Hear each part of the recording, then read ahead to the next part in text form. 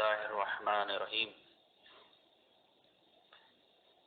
انسان کے جو اعمال ہوتے ہیں، جو کسی شخص سے انسان کو محبت اور نفرت ہوتی ہے، وہ اس شخص کے انسان ہونے کی وجہ سے نہیں ہوتی، بلکہ اس کے عمل کی وجہ سے ہوتی ہے۔ انسان تو وہی ہوتا ہے جیسے سب انسان ہیں، لیکن اس کے عمل اچھے ہوں تو محبت پیدا ہو جاتی ہے، اور اس شخص کا عمل اور رویہ اگر خراب ہو تو نفرت پیدا ہو جاتی ہے۔ دو دوست تھے، تو ایک دوست ایک ہفتے عبادت کیا کرتا اور دوسرا دوست بازار چلا جاتا، پھر وہ ایک ہفتے کا کھانا لے کے آ جاتے، اور پھر دوسرا دوست چلا جاتا، تو یہ سلسلہ چلتا رہتا۔ ایک دوست جب بازار گیا تو ایک طائف کے حسن میں پھنس گیا، اور دوسرے دوست کو فکر لاحق ہوئی کہ یار 3 دن ہو گئے میرا دوست ابھی تک نہیں آیا، تو وہ ڈھونڈتا ہوا گیا کہ میرا دوست کہاں رہ گیا، تو دیکھا کہ وہ طائف خانے کے باہر بیٹھا ہوا ہے، عبادت گزار۔ تو اسی لیے آئے نا اللہم انی اعوذ بک من فتنۃ النساء، یہ جو عورت ہے، اللہ پاک نے اس فتنے کے حضور اکرم صلی اللہ علیہ وسلم نے جو دعا فرمائی ہے اس فتنے سے بچنے کے لیے اسی لیے فرمائی، اور اپنی نگاہوں کو جو نیچے پست رکھو کا حکم ہے وہ اسی لیے۔ ہمارے شیخ حضرت مولانا عبدالواحد صاحب رحمۃ اللہ علیہ فرماتے تھے کہ حدیث پاک میں آتا ہے کہ نہیں دیکھا میں نے اس طرح عقلوں کو چڑھ جانے والا جیسے مردوں کے حق میں یہ عورتیں، کہ جس طرح فرمانے لگے کہ گھاس کو جب جانور چڑھ جاتا ہے نا تو زمین پہ وہ گھاس بالکل مٹی نظر آنے لگتی ہے، اس طرح چڑھتا ہے، تو اس طرح یہ مردوں کی عقل کو چڑھ جاتی ہے۔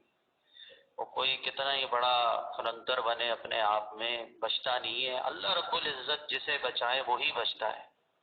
اگر کوئی عبادت کر کے ریاضت کر کے یہ سمجھے کہ جی میں بہت بڑا ماہر ہو گیا ہوں یا کچھ ہو نہیں سکتا، تو یہ بہت محال ہے، اللہ رب العزت کے اوپر ہے۔ تو ہر وقت اللہ سے ڈرتے رہنا چاہیے، غرور اور تکبر انسان کو ختم کر دیتا ہے۔ تو وہ بیچارہ جب گیا تو اس نے دیکھا کہ میرا دوست تو طائف خانے کے باہر بیٹھا ہوا ہے، تو وہ گیا اور اس کو اٹھا کے گلے سے لگایا، کہنے لگا، اچھا وہ شرمندہ ہو کہ اس نے اپنی نگاہیں نیچے کر لی، کہنے لگے تو میرا وہی دوست ہے جو دوست تھا، تو تھوڑی بدلا ہے، تیرے سے یہ غلط عمل ہو گیا ہے، مجھے تجھ سے تو محبت ہے کیونکہ تو میرا دوست ہے، تیرا عمل غلط ہے، چھوڑ اللہ سے توبہ کر، اور اس کو لے کے چل دیا۔ تو ساری بات یہ ہوتی ہے کہ انسان کی عمل انسان کو انسان بناتے ہیں، اور عمل کے لیے اللہ والوں کی صحبت ضروری ہے۔ جیسی صحبت ہوگی ویسے ہی انسان ہوگا۔ لوگ سمجھتے ہیں کہ یار اللہ والے اس وقت موجود نہیں ہیں، تو بھائی حضرت جنید بغدادی رحمۃ اللہ علیہ ہوں یا حضرت شیخ عبد القادر جیلانی رحمۃ اللہ علیہ ہوں، جتنی بھی سیٹیں ہیں وہ تمام کی تمام سیٹیں قیامت تک کے لیے بھری رہیں گی، وہ سب بھری ہوئی ہیں، سب پہ اللہ والے موجود ہیں، آپ کی اور ہماری نگاہیں نہیں دیکھ سکتی ان کو، آپ کی اور ہماری نگاہوں کا معاملہ ہے۔ اب تو یہی معاملہ ہے کہ جسے آپ اللہ والا نہیں سمجھتے، یا بزرگوں نے جس سے اجازت دی ہے، تو عام فہم لفظ میں جنہیں اللہ والے اجازت دیتے ہیں کام کی، اصلاح کی، تو آپ ان سے اصلاح کرائیں۔ اگر آپ ان کو نہیں اللہ والے سمجھتے تو جب کوئی بیمار ہوتا ہے، اس کے پیٹ میں درد ہوتا ہے یا تکلیف ہوتی ہے، تو آپ کیا کرتے ہو، یار ابھی ڈاکٹر تو ہے نہیں، ملے گا نہیں، چلو میڈیکل اسٹور والے کے پاس جاؤں کوئی دوائی پوچھ لوں۔ اگر یہ سمجھ کے بھی کسی اللہ والے کے پاس جائیں گے تو بھی بچ جائیں گے۔ احمد علی لاہوری رحمۃ اللہ علیہ فرماتے تھے، یاد رکھو ہمیشہ چراغ سے چراغ چلتا ہے۔ اپنے تئیں جو نفس ہوتا ہے نا، یہ انسان کا بیڑا غرق کر دیتا ہے۔ ایک دو بزرگ تھے، تو ایک بہت زیادہ عبادت گزار تھے، دوسرے بزرگ کے پاس آئے، جن کے پاس آئے ان کی بہت بڑی خانقاہ اور بڑا ہی اصلاحی نظام چل رہا، تو ان سے آگے سوال کیا کہ حضرت جو آپ کے معاملات ہیں میں بھی وہی ذکر اذکار کرتا ہوں، تہجد پڑھتا ہوں، آپ بھی وہی ذکر اذکار کرتے ہیں، تہجد پڑھتے ہیں، لیکن جو آپ کی کیفیات ہیں، معاملات ہیں، وہ میرے میں نہیں ہیں۔ تو انہوں نے کہا کہ تم سے ہو نہ سکے گا۔ کہنے نہیں، آپ مجھے بتائیں یہ کس طرح ہوگا کہ میرے اندر بھی یہ کیفیات معاملات آئیں۔ کہنے نہیں، تم سے نہیں ہوگا۔ کہنے نہیں، میں کر لوں گا۔ کہنے لگے اچھا کر لو گے تو ایسا کرو کہ اپنے سر کے سارے بال منڈاؤ، اس پہ تیل لگاؤ اور ایک کشکول لو، اس میں اشرفیاں بھرو، اور جس جس جگہ سے تمہاری پالکی گزرتی ہے اس جگہ سے گزرو، اور بچے جو آئے بچوں سے بولو ایک سر پہ تماچا مارے اور ہر ایک کو ایک ایک اشرفی دو۔ حضرت ایسا نہ کریں، یہ تو مجھ سے نہیں ہوگا، میری تو بڑی عزت ہے، میرا تو بہت مقام ہے لوگوں میں، لوگ بڑے عزت کرتے ہیں، میری عزت سے دیکھتے ہیں۔ فرمانے لگے ہم نے تو کہا تھا تم سے نہ ہو سکے گا۔ تو اللہ والے امتحان لیتے ہیں۔ تو پھر اصلاح کی فکر دی تو کہنے لگے اچھا حضرت میں تیار ہوں، میں کر لوں گا۔ کہنے لگے ہاں اب نفس پہ چوٹ پڑی نا تمہارے، اب نفس پہ چوٹ پڑی۔ جب انسان کے نفس پہ چوٹ پڑتی ہے، کسی اللہ والے کے بتائے ہوئے اعمال کے اوپر عمل کرتا ہے، ذکر کرتا ہے، تو نفس نہیں موٹا ہوتا، اور جب خود سے ذکر اذکار کرتا ہے تو شیطان کہتا ہے او تو بڑا ولی ہو گیا، تو نے اتنی تسبیحاں پڑھ لی، او تو اتنی بار استغفار کرتا ہے، او تو اتنی بار یہ کرتا ہے۔ تو وہی معاملہ ہوا ان بزرگ کے ساتھ کہ جنہوں نے کسی اللہ والے کے ماتحت رہ کے ذکر نہیں کیا تھا، کہ نفس نے اتنا پھلا دیا تھا کہ وہ نفس نے ان کو اتنا بڑا اپنی نفس کا غلام بنا دیا تھا، ان کی نگاہ میں ان کو اتنا بڑا بزرگ بنا دیا تھا کہ ان کو کچھ سمجھ ہی نہیں آ رہا تھا۔ تو وہ ظاہر ہے جب نفس ہی بڑا بنائے گا، اللہ نے تو مقام نہیں دیا نا تمہیں، اللہ مقام دیں گے تب مقام ملے گا۔ اور سنت اللہ یہ ہے کہ حضور اکرم صلی اللہ علیہ وسلم کے پاس صحابہ کرام تشریف لے کے آتے تھے، اپنے امراض بتاتے تھے کہ اے اللہ کے رسول میرے میں یہ ہے، اے اللہ کے رسول میرے میں یہ خامی ہے، تو حضور اکرم صلی اللہ علیہ وسلم ان کی اصلاح فرماتے تھے۔ جیسے ایک صحابی رسول آئے اور کہا زنا کو دل چاہتا ہے میرا، آ کے بتایا نا مرد، اس طرح معاملہ چلتا ہے، یہ قیامت تک چلے گا۔ جو امت میں اولیاء اللہ ہیں، صالحین ہیں، جن کا قرآن میں آیا ہے قیامت تک کے لیے ہے، تو ان سے آپ اصلاح کرائیں گے تب معاملہ ہوگا۔ جس پہ حضور اکرم صلی اللہ علیہ وسلم نے فرمایا کہ یہ عمل اگر کوئی تمہاری پھپھی کے ساتھ کرنے کو کہے تو کیسا لگے گا؟ تو انہوں نے کہا کہ بہت برا لگے گا۔ تو اصلاح کے لیے اور آگے تعلیم فرمائی اور پھر ان کو دعا دی۔ تو یہ معاملات ہیں، کسی کو کوئی کمی جس میں حضور اکرم صلی اللہ علیہ وسلم دیکھتے تھے، جس میں جس چیز کی کمی دیکھتے تھے اس کو وہ دعا تعلیم فرماتے تھے، وہ اس کو عمل فرماتے تھے۔ کسی نے پوچھا ہے اللہ کے رسول، ایک صحابی رسول نے سب سے افضل عمل مجھے بتا دیں وہ میں کروں، کہا وقت پہ نماز پڑھو۔ دوسرے صحابی رسول آئے، اے اللہ کے رسول مجھے سب سے افضل عمل بتا دیں، ایک ہی سوال ہے، کہا والدین کی اطاعت کرو۔ ان میں اس چیز کی کمی دیکھی تو ان کو نماز کا کہا، سوال ایک ہی ہو رہا ہے اور اللہ کے رسول تعلیم الگ دے رہے ہیں، والدین کی اطاعت کرو، زکوٰۃ دو۔ اس طرح کے معاملات یہ جو ہیں، یہ جو نفس کے اندر خامی ہوتی ہے، کیونکہ جب کسی اللہ والے سے تعلق انسان قائم کرتا ہے اور اس کے بتائے ہوئے ذکر پہ چلتا ہے تو وہ اس کے اوپر توجہ کرتا ہے، اس کے دل کے اوپر نگاہ رکھتا ہے، توجہ ڈالتا ہے کہ کہیں تکبر تو نہیں آ رہا، کبر تو نہیں آ رہا، تکبر تو پیدا نہیں ہو رہا۔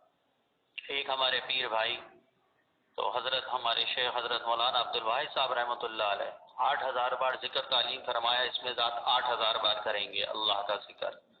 جو ہمارے ذکر سلسلہ قادریہ میں ہے 8000، 16000، 24000، کہاں آپ 8000 بار کا ذکر دیا ہوا؟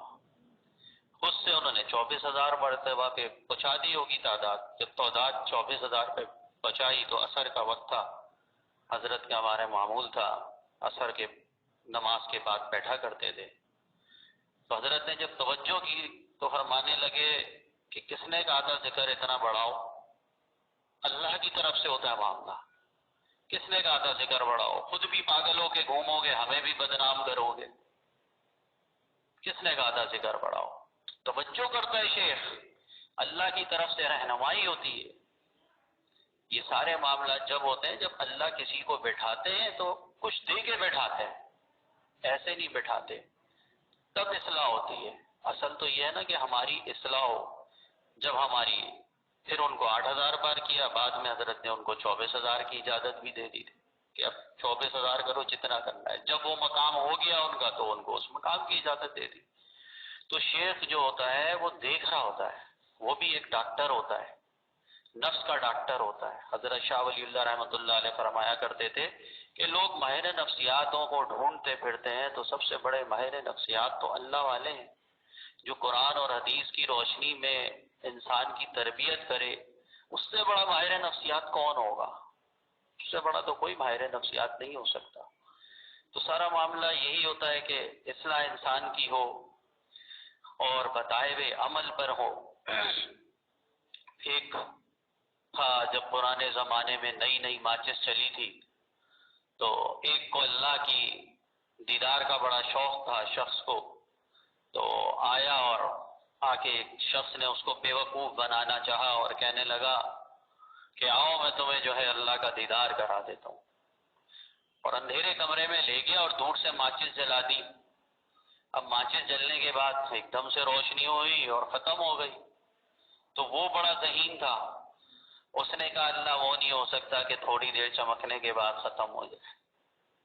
وہ اللہ نہیں ہو سکتا جو تھوڑی دیر کے لیے چمکے، تم مجھے بیوقوف بنا رہے ہو. تو جب اللہ رب العزت کی محبت، ان کا تعلق انسان کے دل میں آ جاتا ہے، وہ چمک آ جاتی ہے تو دل روشن ہو جاتا ہے. تو پھر انسان کا جب دل روشن ہو جاتا ہے، الا بذکر اللہ تطمئن القلوب، یہ خوب جان لو کہ دلوں کا اطمینان تو اللہ کا ذکر میں ہے. اور وہ ذکر جو ہے بتائے ہوئے عمل سے کرے. اب اسلحہ ہے، پسٹل ہے، چلانی آتی نہیں ہے تو اسلحہ تو ہے، جب چلانی نہیں آتی تو کیا کرے گا؟ استعمال بھی تو چاہیے. تو ہمارے حضرت جو ہے ظاہر ہے ہمیں بھی اجازت عمل بتانے کی تھی، تو اکثر لوگ آتے تھے کہ بڑے سے بڑا عامل ہو، جادوگر ہو، کوئی ہو، تو 7 بار آیت الکرسی کا حصار ہے. اس کا پھر طریقہ ہے کہ پہلی بار آیت الکرسی پڑھے گا، تصور کرے گا کہ میں نے آیت الکرسی کو اپنے آگے کھڑا کیا. پھر دوسری بار آیت الکرسی پڑھے گا، پھر تصور کرے گا میں نے پیچھے کھڑا کیا. پھر تیسری بار پڑھے گا، پھر تصور کرے گا میں نے دائیں کھڑا کیا. پھر تصور کرے گا چوتھی بار پڑھنے کے بعد بائیں میں نے اپنے بائیں طرف کھڑا کیا. پھر 5ویں بار تصور کرے گا کہ میں نے اپنے اوپر کھڑا کیا. 6ٹھی بار تصور کرے گا آیت الکرسی پڑھ کے کہ میں نے اپنے نیچے کھڑا کیا. 7ویں بار آیت الکرسی پڑھنے کے بعد تصور کرنا ہے کہ میں نے اپنے اندر درمیان میں پورا آیت الکرسی کو کھڑا کیا.